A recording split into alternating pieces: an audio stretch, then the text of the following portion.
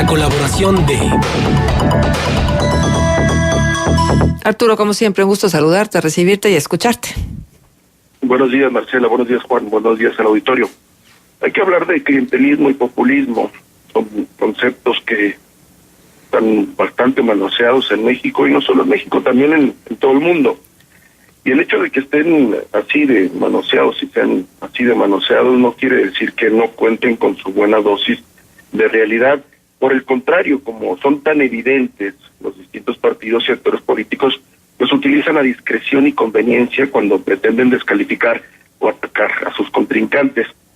Populista y clientelar son dos piedras que se lanzan frecuentemente en los debates desde diestra y siniestra, como si ambos bandos estuvieran libres de esos pecados. Pero ambos conceptos, como muchos otros, tienen dos acepciones, una neutral y otra peyorativa.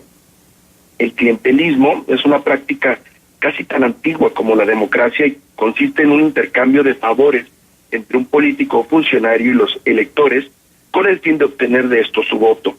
La connotación negativa viene dada por la entrega de apoyos económicos y o en especie, condicionados desde la estructura del poder con el objetivo de beneficiar a un partido o actor político.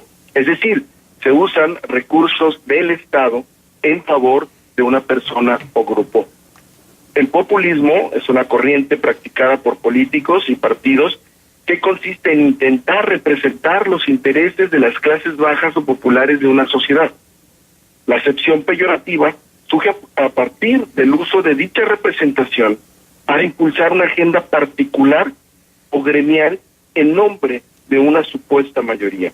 O sea que, desde una posición de proyección o poder público, un grupo político se asume como la única voz o la más representativa de las clases menos favorecidas.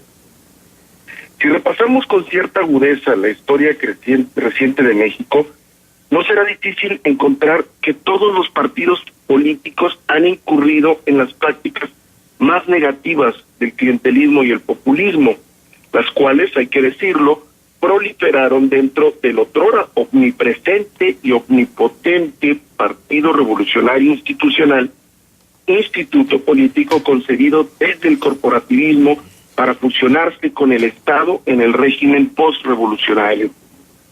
La fórmula fue tan exitosa para los objetivos electoreros que incluso la oposición llegó a replicar dichas prácticas y tendencias cuando llegaron a ser gobierno. Prueba de ello es que los programas sociales del PRIATO del siglo XX y luego del, valga la expresión, dianato del XXI, no lograron despojarse de ese tufo clientelar, así como tampoco los discursos ni la propaganda pudieron alejarse del populismo, presente sobre todo en las campañas, cuando se dice lo que los electores quieren oír, no lo que es necesario hacer para mejorar el rumbo del Estado. Hoy, como muchas otras cosas, el clientelismo y el populismo en México se están transformando, que no desapareciendo, para adquirir otra dimensión de la mano del presidente Andrés Manuel López Obrador y su movimiento de regeneración nacional, un partido político sui generis que ha pasado de ser el bastión de la izquierda electoral mexicana a una especie de atrapalotodo. Si antes la apuesta del PRI y Acción Nacional, hoy opositores, era la de intentar disfrazar ese clientelismo y populismo o solo manifestarlo abiertamente en años electorales, con López Obrador la impronta es permanente. Un cambio importante en cuanto al clientelismo es la desaparición de la estructura piramidal partidista, en donde los liderazgos territoriales en barrios, colonias y comunidades rurales jugaban un papel muy relevante. Ahora el gobierno de López Obrador ha desplegado sus programas asistenciales con el uso de los promotores del voto, devenidos en empadronadores, pero que están encargados solo de levantar el registro de inscritos, ya que el dinero se deposita directamente al beneficiario. Es decir, ya no existe la figura del intermediario y el vínculo clientelar es directo entre gobernante y gobernado. No obstante, las nuevas maneras conviven en los estados con las antiguas y no tan antiguas formas clientelares, como el caso de Coahuila, en donde el gobierno priista ha lanzado la tarjeta mera mera, que evoca al controvertido monedero de la gente, o la no menos polémica tarjeta Más Mejor, lanzadas durante los 12 años del Moreirato. En lo que concierne al populismo, el presidente López Obrador y sus correligionarios se asumen como representantes únicos de la voz y el sentir popular, y por lo tanto tienden a descalificar cualquier cuestionamiento que venga desde afuera de su amplio movimiento, incluso aunque surja de estratos socioeconómicos bajos de la población. En ese tenor, AMLO está utilizando la herramienta de la consulta, con todas las dudas en su aplicación y legitimidad, para cubrir sus decisiones de un barniz popular en temas incluso ya aprobados por él y su grupo. Esto representa una novedad respecto al populismo de los últimos gobiernos, los cuales referían exclusivamente el mandato de la mayoría que las urnas les habían conferido, aunque esa mayoría fuera débil o se hubiera construido bajo métodos antiéticos, ilegítimos, si no es que hasta francamente ilegales. Ni el populismo ni el clientelismo surgen con el López Obradorismo, así como tampoco son característica exclusiva de ese movimiento. Lo que ocurre con ellos hoy es una transformación.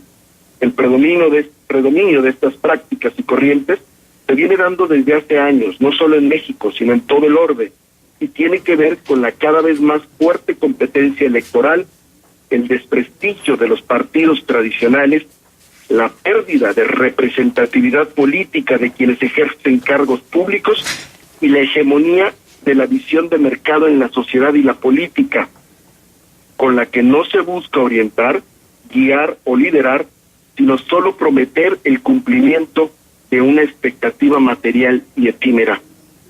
En la medida en que cuesta más trabajo convencer con ideas al electorado, más se echa mano del populismo y el clientelismo en sus peores acepciones. En la medida en que el electorado se ajusta más a una visión de mercado y se aleja de la visión de Estado, más propenso está a pedir de sus gobernantes que digan lo que desean oír o que les cumplan solo aquello que resulta tangible e inmediato. Y esta realidad abriga el riesgo de que por satisfacer solo las necesidades momentáneas de la población, se deje de invertir en la creación de infraestructura de gran calado para un futuro sostenible, además de que las expectativas del intercambio democrático se mantengan en el ámbito exclusivo de lo utilitario y momentáneo, lejos de la visión de largo plazo y de las políticas de mayor aliento. Hasta aquí mi comentario. Oye, bueno, todo esto que nos has compartido, Arturo, me parece importante la reflexión y estoy totalmente de acuerdo contigo. O sea, de quienes se quejan del clientelismo que se está generando ahora, pues es que ya se les olvidó el clientelismo con el que funcionó el sistema democrático mexicano durante muchísimo tiempo.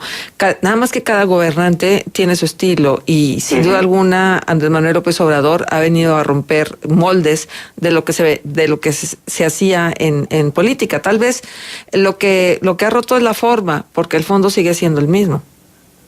Sí, claro, o sea, hay una transformación de los dos conceptos de su aplicación y vemos hoy, por ejemplo, y a mí me parece un cambio significativo, aunque de forma, no necesariamente de fondo, el hecho de que se haya prescindido ya de esta estructura piramidal de liderazgos de barrios o colonias que utilizó durante mucho tiempo el PRI, y ahora el vínculo se dé directamente con el depósito en efectivo de los programas sociales a partir de las tarjetas que se están entregando, con este recorrido y estos censos que están levantando los llamados servidores de la nación, que según algunos reportes periodísticos, pues son o eran promotores del voto, en la campaña pasada, ¿no? Claro. Entonces, ahí hay un cambio importante, y también el tema del populismo, ¿no? La consulta o las consultas que está llevando a cabo Andrés Manuel abonan a eso, algo que no había explorado ninguno de los presidentes anteriores, quienes únicamente pues digamos referían o se escudaban en el mandato de la mayoría, entre comillas, por la elección que acababan de ganar. Ahora está utilizando Andrés Manuel para impulsar su agenda y revestirla de este barniz popular, pues las consultas, ¿no? Que hemos comentado ya y que están constantemente bajo cuestionamiento, ¿no? Ajá. Arturo, y justo ya 101 días del gobierno de Andrés Manuel López Obrador, ¿qué destacas? ¿Qué destacas en el renglón económico y político? ¿Y qué de lo que ha venido haciendo Andrés Manuel López Obrador tendrá un costo tal vez a largo plazo o a mediano plazo en relación a la política económica del país? Bueno, hay cambios importantes. Yo creo que el tema de la austeridad es uno de ellos. Es algo que se percibe, es algo que ya se ha estado documentando. Se ha bajado el gasto burocrático de forma importante, y eso, sin duda, frente a los dispendios que vimos en los últimos sexenios, pues es algo que tiene que reconocerse. Se ha visto también una construcción diferente, no voy a calificarla si es buena o mala, de comunicación. El sexenio anterior de Enrique Peña Nieto fue muy distante de la población en general, con muy pocas entrevistas, prácticamente en los últimos 3 años ninguna entrevista de sustancia, salvo las últimas ya para cerrar el sexenio, y hoy vemos a un presidente en el otro extremo, ¿no?